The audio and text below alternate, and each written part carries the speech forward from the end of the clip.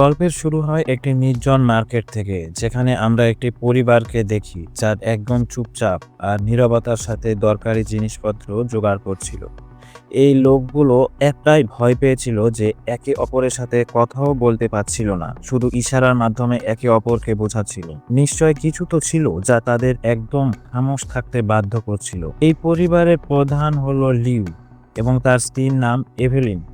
এখানে তাদের বড় মেয়ে রিগান, যে ছোটবেলা থেকে শুনতে পেত না, এবং তাদের দুই ছেলে মার্কাস ও ব্রো ছিল।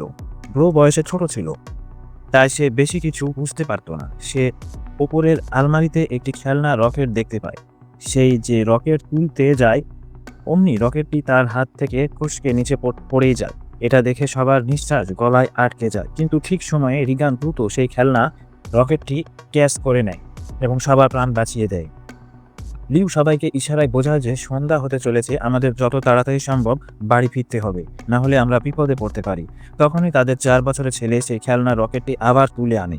তাকে দেখে সবাই আতঙ্কে জমে যায়, কারণ ওই রকেটটি ব্যাটারি দিয়ে চলতো, যা অন করলে শব্দ হতে পারত। লি তার ছেলের হাত থেকে সেই রকেটটি নিয়ে তার ব্যাটারি বের করে টেবিলে রেখে দেয়। এরপর তারা সবাই বাড়ির জন্য রওনা দেয়, কিন্তু ব্রো সেই রকেটটি সাথে নিয়ে যাওয়ার জন্য বারবার জেদ করছিল। তাই রিগান চুপিসারে ওই ব্যাটারি ছাড়া রকেটটা তার হাতে ধরিয়ে দেয় এবং সেও সেটা থেকে বেরিয়ে আসে, কিন্তু তখনই সে বাচ্চাটি রকেটের ব্যাটারিগুলো তুলে নিয়েছিল। এরপর ওই চার্জার লাইট ধরে বাড়ির দিকে রওনা দেয়। তখন আমরা দেখি যে আলোর ঝলমল করা ওই শহর কোনো এক সময় গাড়ি শব্দ ও মানুষের ভিড়ে পূর্ণ ছিল, কিন্তু আজ এই শহর পুরোপুরি জনশূন্য এবং নিস্তব্ধতায় ডুবে আছে। এখানে মানুষ তো দূরের কথা, পাখিদেরও আওয়াজ শোনা যায় না। চারিদিকে এক ভয়ঙ্কর নীরবতা ছেয়ে আছে। সারা পৃথিবীতে এখন খুব কম লোকই বেঁচে আছে, যাদের মধ্যেও ওই 5 জন রয়েছে। এখানে আমরা দেখতে পাই যে তারা লাইন করে নিজেদের বাড়ি পর্যন্ত বালি বিছিয়ে রেখে এবং তার উপর খালি পায়ে হাঁটে, যাতে পায়ের শব্দ না হয়। সেখানেই ব্রো রিগানের পিছনে ছিল। সে রকেটটা নিয়ে খুব খুশি ছিল। তখনই ব্রো রকেটের ব্যাটারি লাগিয়ে তা অন করে দেয়, যার ফলে রকেটটিকে মিউজিক বাজতে শুরু করে। রিগান শুনতে পেত না, তাই আওয়াজের দিকে তার খেয়াল যায়নি, কিন্তু যখন লি এবং এভিলিন তা শুনল, তখন তারা দুজনে খুব ভয় পেয়ে গেল। তখন হঠাৎ ঘন জঙ্গলের মধ্য থেকে বেরিয়ে গুলির বেগে ধেয়ে আসা এক ভয়ঙ্কর মনস্টার ব্রো এর দিকে এগোতে লাগলো। লি তাড়াতাড়ি খেলনা বন্ধ করার জন্য ব্রো এর দিকে দ্রুত দৌড়ায়, কিন্তু ততক্ষণে অনেক দেরি হয়ে গিয়েছিল। ওই মনস্টার ব্রোকে নিজের সাথে নিয়ে গেল। এরপর আমাদের 1 বছর পরের দৃশ্য দেখানো হয়। লি এবং তার পরিবার ওই পরিস্থিতিতে বাঁচতে শিখে গিয়েছিল। লি নিজের বাড়িতে একটি রিসার্চ রুম বানিয়েছিল, যেখানে সে ওই মনস্টার সম্পর্কে সমস্ত তথ্য জোগাড় করে নিয়েছিল। এখানে আমরা জানতে পারি যে ওই ভয়ঙ্কর মনস্টারটি, যে কিনা সামান্যতম আওয়াজও কয়েক কিলোমিটার দূর থেকে ডিটেক্ট করতে নেয়। ভালো কথা ওই ছিল যে ওই মনস্টারগুলো পুরোপুরি অন্ধ ছিল, কিন্তু তাদের শোনার ক্ষমতা এতটাই শক্তিশালী ছিল যে তারা বাতাসের সামান্য ভাইব্রেশন ও হালকা থেকে হালকা আওয়াজও অনুভব করতে পারত। যদি কোনো মানুষ জোরে শ্বাস নিত, সেটাও অনুভব করে ওই মনস্টারগুলো বিদ্যুৎ গতিতে তার দিকে ছুটে আসতো এবং সেই মানুষটিকে কয়েক সেকেন্ডের মধ্যে শেষ করে দিত। একই সাথে ওই মনস্টারগুলো চামড়া লোহার চেয়েও বেশি মজবুত ছিল, যা তাদের বন্দুকের গুলি এবং যে কোনো অস্ত্র থেকে রক্ষা করত। আসলে আজ থেকে 1 বছর আগে এই মনস্টারগুলো মহাকাশ থেকে আসা একটি উল্কাপিণ্ডের মাধ্যমে এই পৃথিবীতে এসেছিল। এই মনস্টারগুলো এতটাই দ্রুত গতি ছিল যে কিছু সময়ের মধ্যেও তারা সারা পৃথিবীতে ছড়িয়ে পড়ে এবং এই দুনিয়া থেকে প্রায় সমস্ত মানুষের নাম নিশানা মুছে দেয়।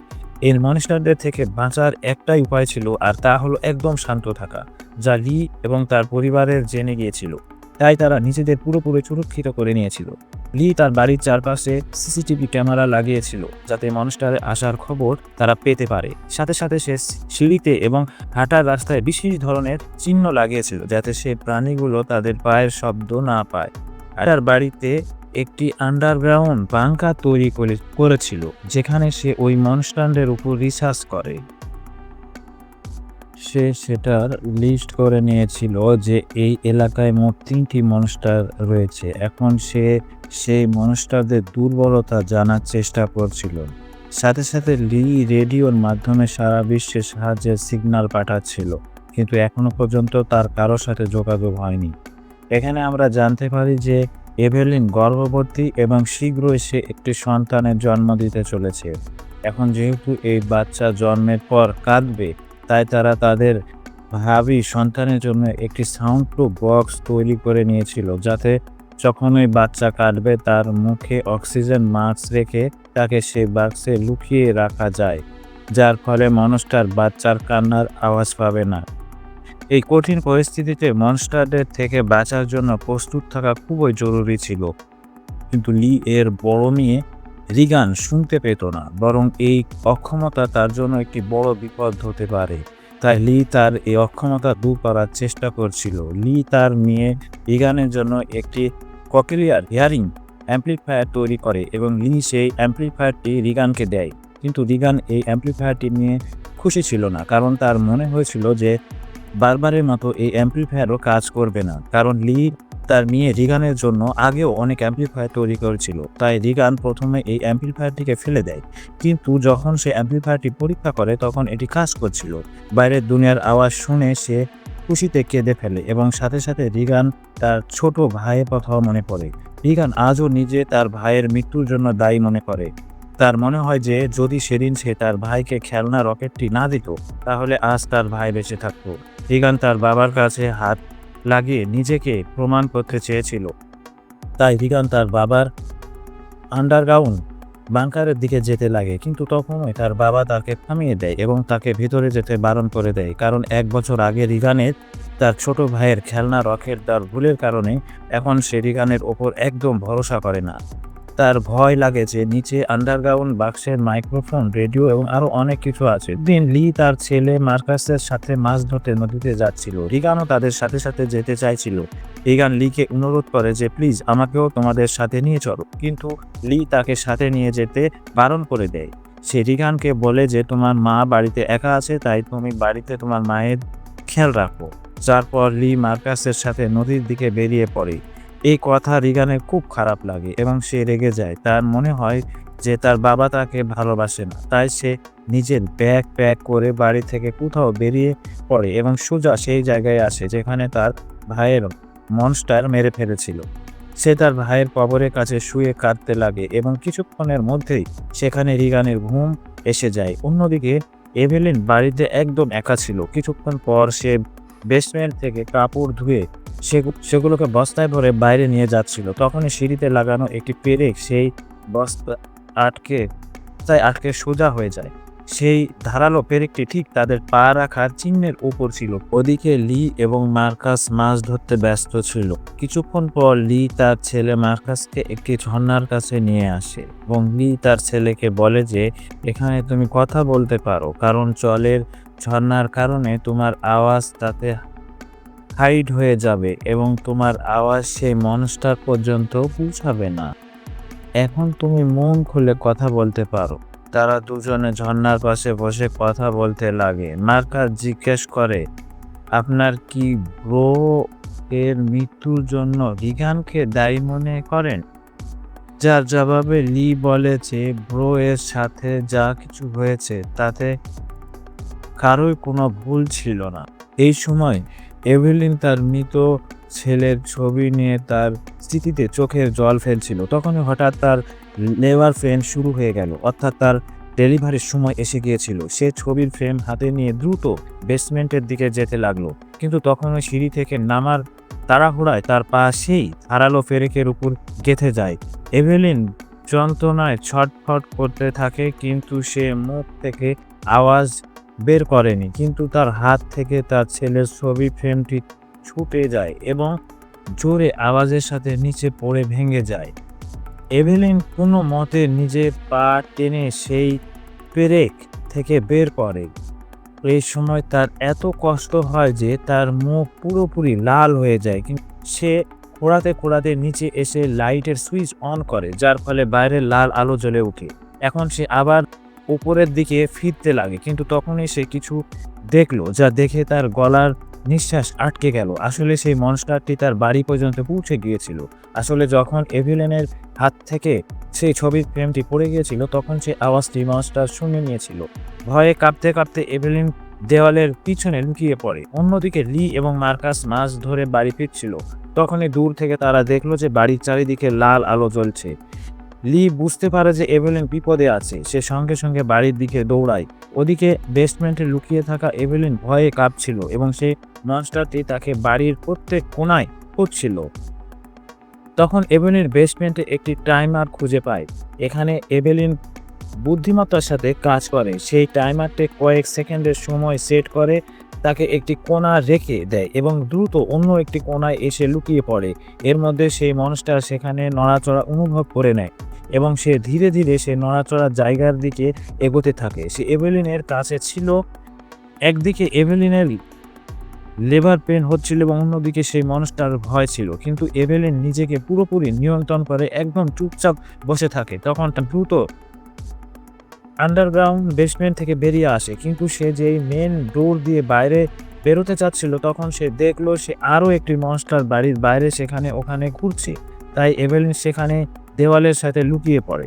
ওদিকে লি মার্কাসের সাথে দূরে থেকে এসব কিছু দেখছিল। লি বুঝতে পারে যে যদি আমি আমার স্ত্রীকে বাঁচানোর জন্য বাড়িতে যাই তাহলে আমি আমার স্ত্রীকে বাঁচানোর পরিবর্তে আমাদের দুজনেই প্রাণ যেতে পারে, কারণ সেই মনস্টারের শরীর এতটাই শক্ত যে তাতে বন্দুক দিয়ে মারা অসম্ভব। তাই সে তার আগে থেকে তৈরি করা একটি প্ল্যান অনুযায়ী কাজ করতে লাগে। লি দ্রুত মার্কাসকে টস দেয় এবং তাকে তাড়াতাড়ি ফ্লেয়ার রকেট চালাতে বলে, যা তারা বাড়ি থেকে দূরে একটি জায়গায় আগে থেকে সেট করে রেখেছিল। অন্যদিকে এভেলিন ও ওপারের তলায় থাকা বাথটাবে পালিয়ে আসে। সে খুব যন্ত্রণা ছিল। এখন সে আর বেশিক্ষণ পর্যন্ত বাচ্চাকে আটকে রাখতে পারছিল না।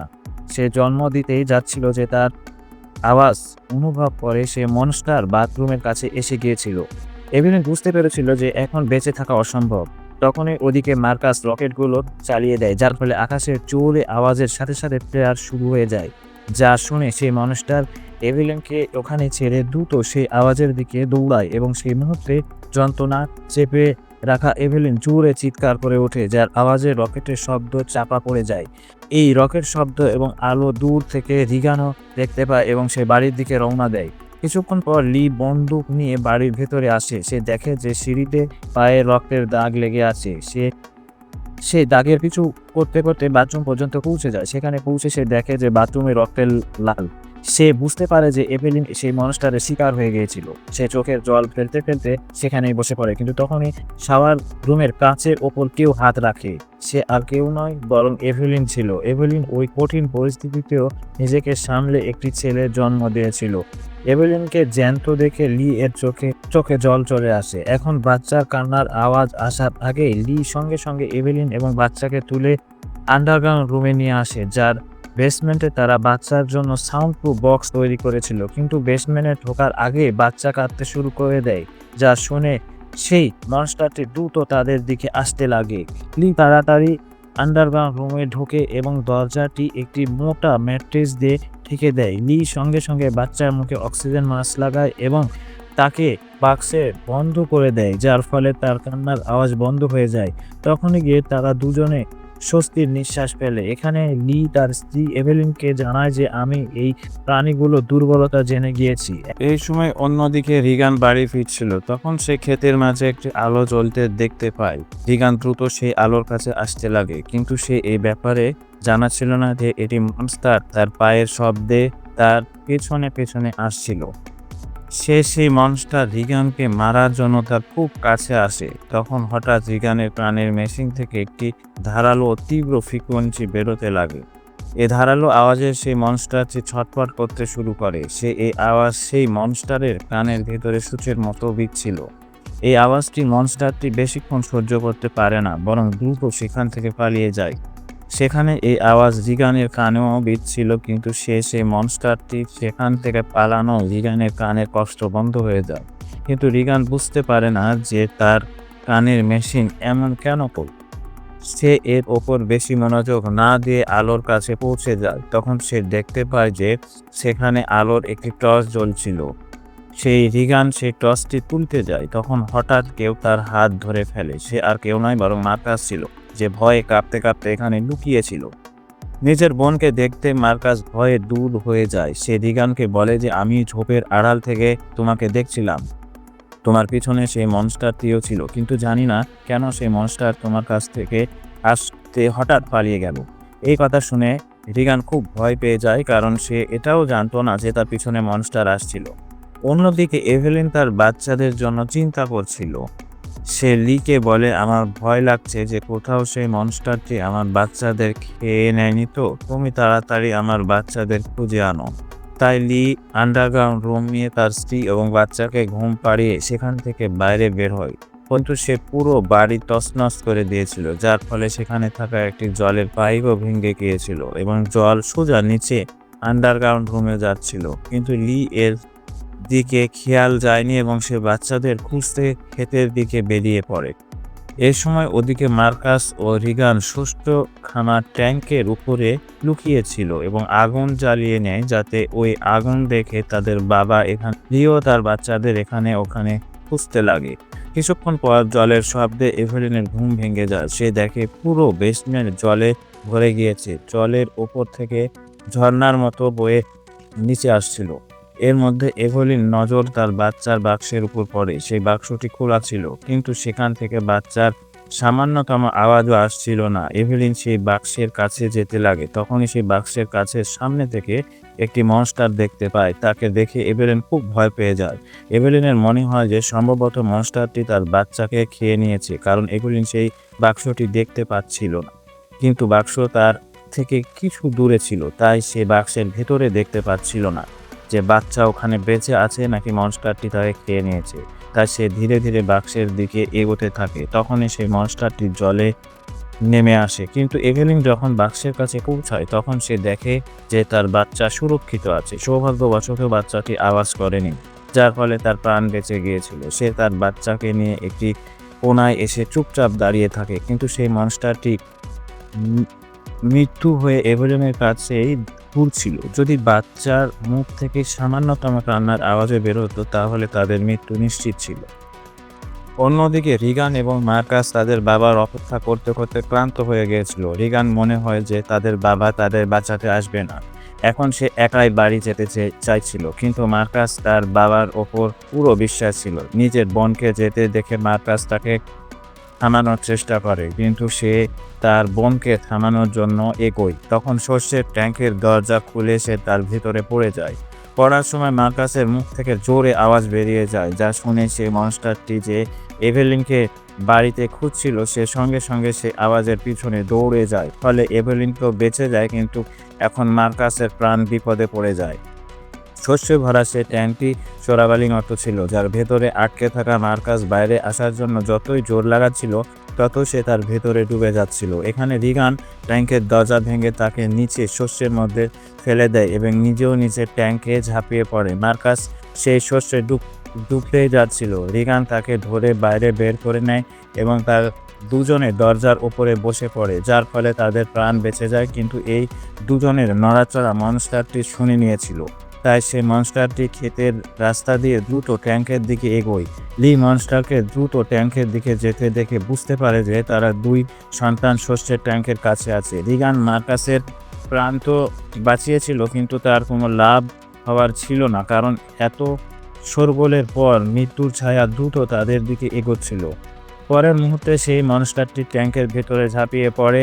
সে সে তাদের দুজনে মারার জন্য সে এগোয়। তখনই রিগানের কানের মেশিন থেকে আবারও একটি ধারালো আওয়াজ বেরোতে লাগে। এই আওয়াজটি সেই মনস্টারের জন্য খুব যন্ত্রণায়ক ছিল, তাই সে তাদের না মেরে সেখান থেকে বেরিয়ে যায়। রিগান এবং মার্কাস মৃত্যুর মুখ থেকে অল্পের জন্য বেঁচে যায় এবং ট্যাঙ্ক থেকে বাইরে বেরিয়ে আসে। বাইরে লিও তাদের খুঁজতে খুঁজতে এসে পৌঁছেছিল। সে তার বাচ্চাদের সুরক্ষিত দেখে খুব খুশি হয়। এই সময় এভেলিনও সব কিছু সিসিটিভি রুম থেকে দেখছিল। তখন লি জানতে পারে যে এখন সে মনস্টারটি এখানে আশেপাশে আছে। সে বাচ্চাদের সঙ্গে সঙ্গে সামনে থাকা গাড়ির দিকে পাঠিয়ে দেয় এবং নিজে একটি কুঠার তুলে আশেপাশে নজর ঘোরাতে থাকে, কিন্তু সে প্রাণীটি ঠিক তার উপরে ছিল। লি যেই ঘুরে পিছনে দেখে, সেই মনস্টারটি তাকে নিজের থাবা দিয়ে মেরে দূরে ছুঁড়ে ফেলে দেয়। নিজের বাবাকে কষ্টে দেখে মার্কাস লিকে আওয়াজ দিতে লাগে। আওয়াজ শুনে মনস্টারটি মার্কাসের পরিসরে জেনে যায়। সেই মনস্টারটি এখন মার্কাস এবং রিগানের দিকে এগোতে লাগে, কিন্তু তখনই আবার রিগানের কানের মেশিন থেকে ফ্রিকোয়েন্সি বেরোতে লাগে। সেই আওয়াজ রিগানের কানও বিচ্ছিল, তাই রিগান তার কানের মেশিনটি অফ করে দেয়। কিন্তু এটি ছিল তার সবচেয়ে বড় ভুল। এই মেশিন থেকে যে ফ্রিকোয়েন্সি বেরোতো সে ফ্রিকোয়েন্সি সেই মনস্টারের দুর্বলতা ছিল, যা সে একদম সহ্য করতে পারত না। কিন্তু অজান্তেই রিগান মেশিনটি বন্ধ করে নিজের মৃত্যুকে আমন্ত্রণ জানায়। পরের মুহূর্তে সেই মনস্টারটি গাড়ির উপর ঝাঁপিয়ে পড়ে এবং মার্কাসের কাছে পৌঁছানোর চেষ্টা করতে থাকে। সে সময় ওদিকে লি বসে আসে। নিজের বাচ্চাদের বিপদে দেখে সে বুঝতে পেরেছিল যে মনস্টারের সাথে লড়ে সে কখনোই মনস্টারকে মারতে পারবে না। তাই এখন সে একটাই রাস্তা দেখতে পায় যে রিগান ওকে ইশারায় জানায় যে আমি তোমাকে খুব ভালোবাসি, আমি তোমাকে কখনোই পুরো মৃত্যুর জন্য দায়ী করিনি এবং আমি তোমার কিছুই হতে পারে না। যার পর লি জোরে চিৎকার করতে লাগে। শুনে সেই মনস্টারটি লিয়ের দিকে দৌড়ায় এবং এক ঝটকায় তাকে ছিঁড়ে ফেলে দেয়। নিজের বাবাকে মরতে দেখে রিগান খুব দুঃখ হয়, কারণ আগে তার মনে হতো যে তার বাবা তাকে ভালোবাসে না, কিন্তু এখন সে বুঝতে পারে যে সে ভুল ছিল। লিকে মারার পর সেই মনস্টারটি সেখান থেকে চলে যায়। অন্যদিকে এভেলিনও এইসব সিকিউরিটির মাধ্যমে দেখছিল। তখন রিগান সেই মুহূর্তে গাড়ি স্টার্ট করে তার ভাইয়ের সাথে বাড়ি পৌঁছে যায়। এভেলিন তার বাচ্চাদের সুরক্ষিত দেখেই বুকে জড়িয়ে ধরে। তখন এভেলিন দেখে যে সেই মনস্টারটি আবার তাদের দিকে আসছে, যার পর এই লোকগুলো তাড়াতাড়ি বাড়ির ভিতরে চলে যায়। সেখানে মার্কাস এবং রিগান তাদের ছোট ভাইকে দেখে। রিগান দেখে যে তার বাবা তার ককলিয়া ইমপ্ল্যান্টের জন্য কত পরিশ্রম করছিল। এখন সে তার বাবাকে খুব মিস করতে লাগে। কিছুক্ষণ পর সেই মনস্টারটি তাদের বাড়িতে ঢুকে পড়ে। এভেলিন এখানে বন্দুক তাক করে তার সামনে দাঁড়িয়ে পড়ে। এভেলিনের কাছে বন্দুক তো ছিল, কিন্তু সে জানতো যে তার গুলি সেই মনস্টারের মোটা চামড়াতে কিছুই করতে পারবে না। তাই এখন তাদের মৃত্যু নিজেদের চোখের সামনে দেখতে পাচ্ছিল। কিন্তু সেই মনস্টারটি তাদের মারার জন্য এগোয়। তখনই হঠাৎ রিগানের কানে কষ্ট হতে লাগে, কিন্তু অন্যদিকে সে দেখে যে সেই মনস্টারে হঠাৎ ছটফট করতে লাগে। অর্থাৎ সেই রিগানের কানের কষ্ট শুরু হয়, তখনই অন্যদিকে সেই মনস্টারেও তার থেকে কয়েক গুণ বেশি কষ্ট অনুভব করতে লাগে। রিগান বুঝতে পারে যে তার কানে লাগানো মেশিন, যা তার বাবা বানিয়েছিল, তার সাথে সেই মনস্টারের পুনঃ সংযোগ আছে। তখনই রিগানের খেয়াল তার বাবার রিসার্চের ওপর যায়, যা থেকে রিগান জানতে পারে যে তারা কানের মেশিন থেকে বেরোনো হাই ফ্রিকোয়েন্সি সেই মনস্টারকে দুর্বল করে দেয়। রিগান বুঝতে পেরে গিয়েছিল যে যখনই এই মনস্টার আমার কাছে আসতো তখন আমার কানে কষ্ট হতে লাগতো এবং এই মনস্টারটি সেখান থেকে পালিয়ে যেত। এই মনস্টারটি তাদের মেরে ফেলার আগেই রিগান তাড়াতাড়ি তার কানে লাগানো ককলিয়ার ইমপ্ল্যান্টের পাওয়ার আরও বাড়িয়ে দেয়, যার ফলে বেরোনো হাই ফ্রিকোয়েন্সি সাউন্ড সেই মনস্টার হঠাৎ ছটফট করতে লাগে। এমন লাগছিল যে সেই হাই ফ্রিকোয়েন্সি সাউন্ড মনস্টার পুরো শরীর সুচ বিধিয়ে দিচ্ছে। এখানে রিগানের মাও বুঝতে পারে যে এই সবটাই ককলিয়া ইমপ্ল্যান্টের কামাল, কিন্তু পাওয়ার বাড়ানোর ফলে রিগানের কানেও আরও বেশি কষ্ট হতে লাগে। তাই রিগান বুদ্ধিমত্তার সাথে কাজ করে। সেখানে রাখা একটি মাইক্রোফোনের সাথে সেই কানের মেশিনটি লাগিয়ে দেয়, যার ফলে সেই ফ্রিকোয়েন্সি সাউন্ড ওভেল আরও জোরে হয়ে যায়। এখন তো সেই মনস্টারটি যন্ত্রণায় খুব খারাপ অবস্থা হয়ে যায় এবং তার মাথার বর্ম নিজে থেকে খুলতে লাগে। বর্ম খুলতেই যে তার মুখ দেখা যায়, তখনই এভেলিন শটগান দিয়ে সোজা তার মুখে ফায়ার করে দেয়, যার ফলে তার ফুলি একদম বেলুনের মতো ফেটে যায় এবং অবশেষে সেই মনস্টারটি মারা যায়। যদিও বিপদ এখনও কাটেনি। এগুলির আওয়াজ শুনে সেই এলাকায় থাকা বাকি দুটো মনস্টার তাদের দিকে আসতে লাগে, কিন্তু এখন এভেলিন এবং রিগানকে সেই মনস্টারের দুর্বলতা জানা হয়ে গিয়েছিল। তাই রিগান মাইকের ভলিউম ফুল করে দেয় এবং এভেলিন সেই মনস্টারের মারার জন্য তৈরি হয়ে যায়। এর সাথেই এই গল্প শেষ হয়ে যায়। যদি আপনাদের ভিডিওটি ভালো লাগে থাকে তাহলে আমাদের চ্যানেলকে সাবস্ক্রাইব করুন এবং ভিডিওটিকে লাইক অবশ্যই করবেন।